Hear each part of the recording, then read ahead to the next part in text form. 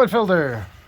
The first thing I like to do, I don't know if there's any value in it or not, is to crack this and just let it sit loose, and crack the oil filler cap and let it sit loose. So when I do pull the plug underneath, there's plenty of airflow, and with a bit of luck everything drains nice and easy. So in this car, that is a 27mm socket for the oil filter.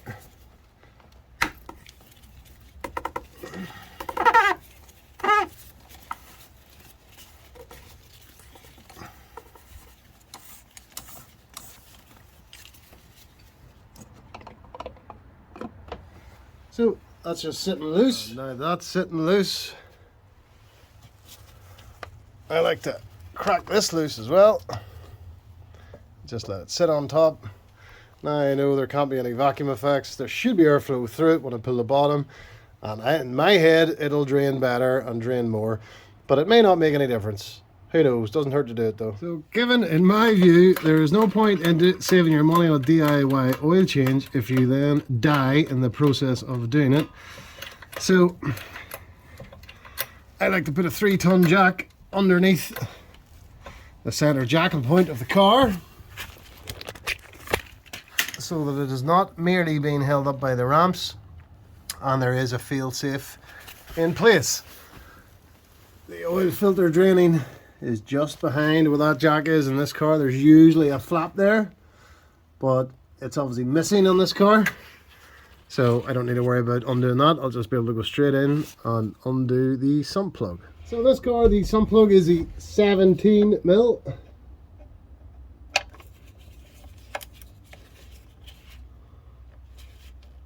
It should not be that tight. It is not very tight.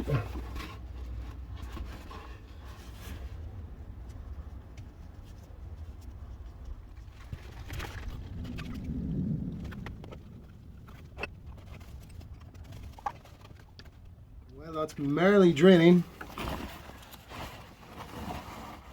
I will remove this oil filter, which is now already loose.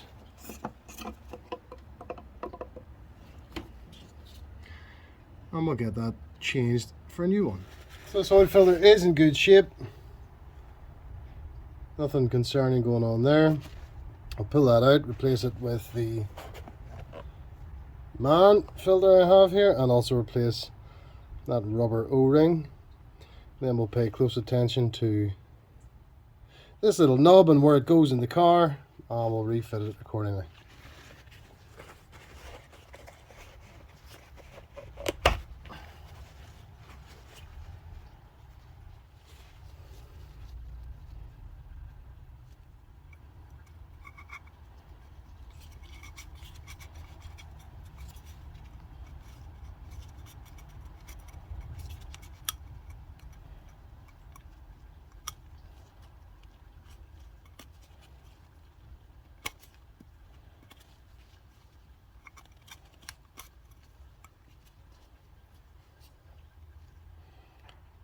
For the bin,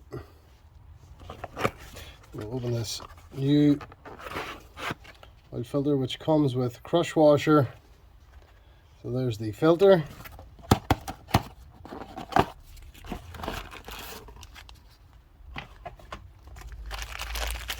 Comes complete with both a new sump plug crush washer and a new oil ring. So with the O-ring for the filter, this big one here, I will coat that in some fresh oil and then refit it back onto that housing. I usually use old oil for this, but because I have a little bit of new oil lying around and I can't be bothered getting under the car where it's still draining, I'll just do it this way.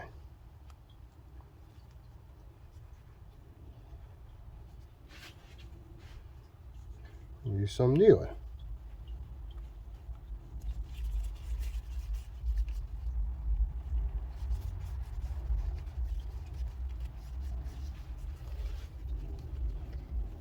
So that crush, or that rubber O-ring for the oil filter housing is now coated in oil.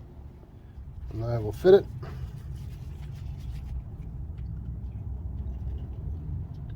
Back on to the oil filter housing. Slippery, can be a bit slippery, but it's not that difficult. Famous last words.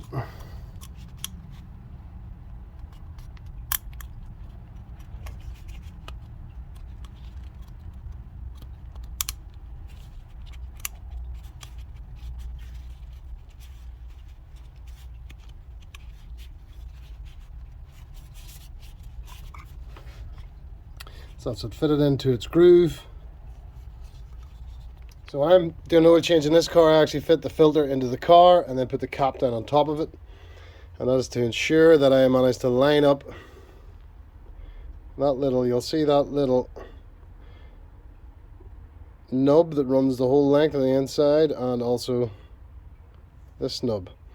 And if we move to the car, you'll see where they fit in inside the oil filter housing, and that's why I fit the filter first.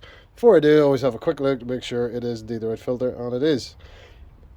No issues. So I'll fit this into the car, and then we'll put that cap on top of it before we fill the car up again with oil. So if you look in the car,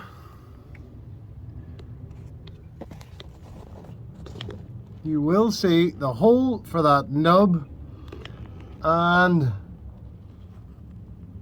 directly opposite it, you'll see that it sort of slopes down into a little off cut which suits the inside of the filter. So I want to aim to get it fitted into that configuration before I put the lid back on the oil filter housing. Get the nib to line up, and actually it should spin and find its, yeah, even if you get it wrong, it kind of spins around and falls down once it lines up, and then that automatically lines up. So it is quite ingenious the way they have made this, because of that sort of concave shape of the oil filter housing.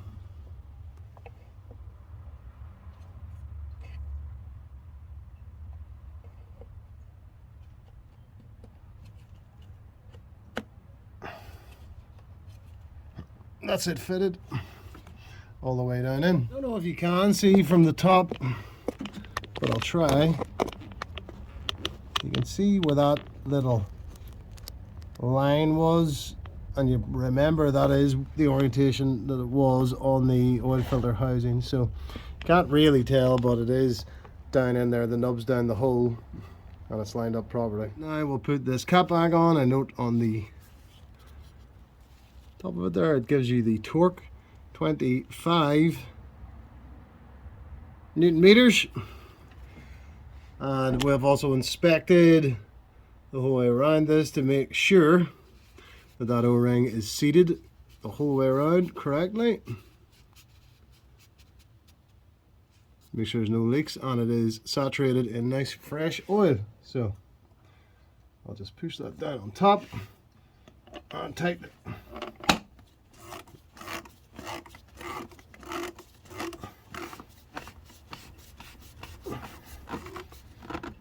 That's as far as I can go by hand, so I'll do the rest with the torque wrench at 25 Newton meters. Okay, so we have the torque wrench set to 25 Newton meters.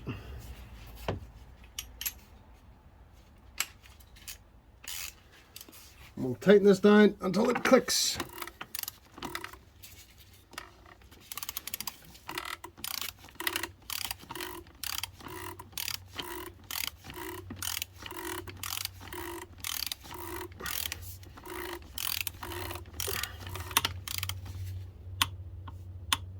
That's it. You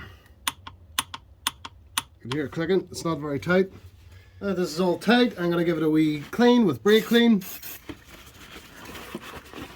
Make it all nice and clean, and it also means that if there is any leaks when I first start it, I have to spot them much more easily, because there is no more oil spilt around that area at all.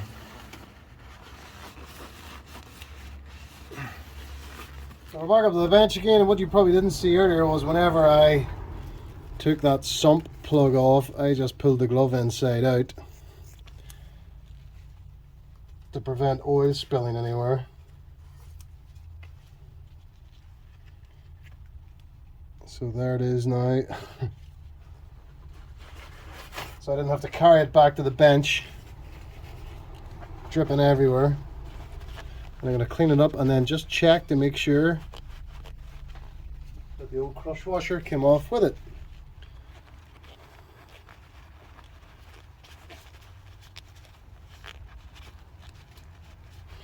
So I'm going to clean up there. I can actually see there's the old crush washer. I always check to make sure it comes off in case it sticks to the sump, in which case I'm going to have to peel it off the sump. Otherwise I'd wind up with 2 crush washers and probably a bad seal, which could cause drips. So I'm happy enough that it's totally cleaned up. In the oil filter bag came a new crush washer. So now that's ready for fitment back into the sump in the car. This has been merrily dripping for some time, and I am just going to screw that in by hand all the way up with the new crush washer on it. And once it's hand tight, I'll torque it to 25 Newton meters, same as the oil filter housing was. So all I have to do now is, there it is already, you hear it clicking. That's it, tightened, 25 Newton meters. So just the same as I cleaned the oil filter housing, I'm also going to clean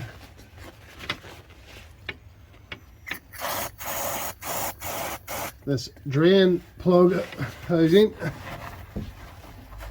so that whenever I start it up, well, it keeps things nice and clean, but also when I start it up, it'll be very easy to see if there's any leaks,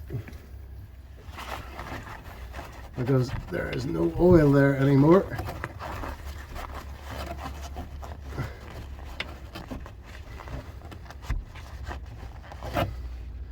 And we now have that nice and clean.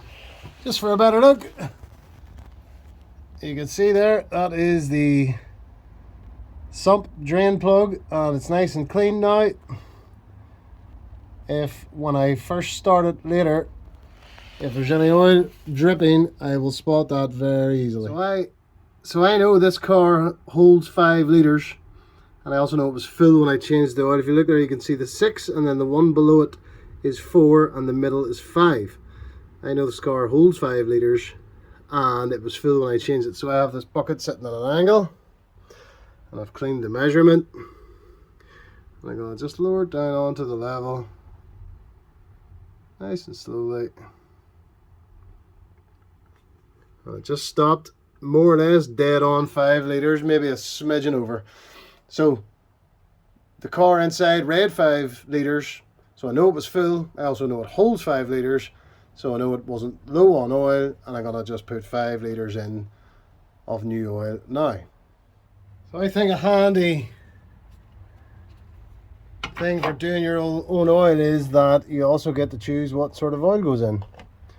And I've chosen to buy Castrol oil. It usually used to say that on all my BMs in the past. So Castrol Edge 5W30 I'm going for. This is a 4 litre drum, so I'll put that in its entirety, and then I have another 1 litre, and I'll put that in its entirety, and that's the car sorted. It holds 5 litres.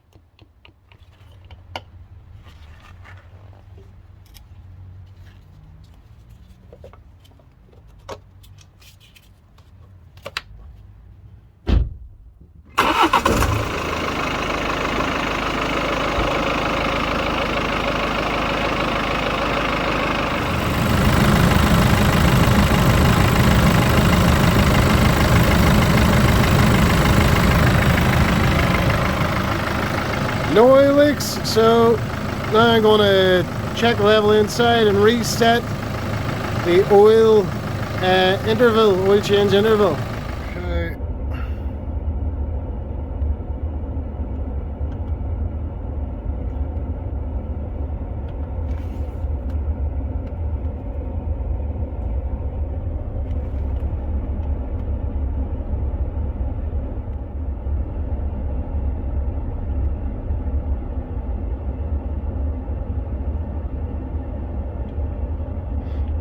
Okay, that's good news. Engine oil level is A-okay. So we're in the car, the oil level's fine, there's no leaks, everything's 100%. The last thing to do now is reset the oil interval change. So I will press the ignition button, foot not on the brake, wait for everything to disappear, whatever gongs have appeared, then press and hold in here this reset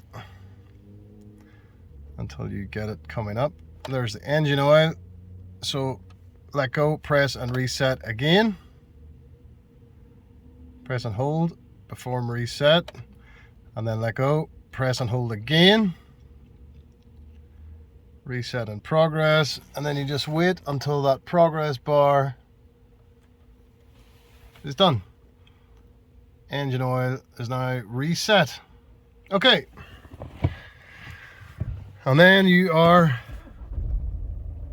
good to go. So that's simple DIY, save yourself a fortune, use good gear, and it's a bit of fun. Thanks very much for watching.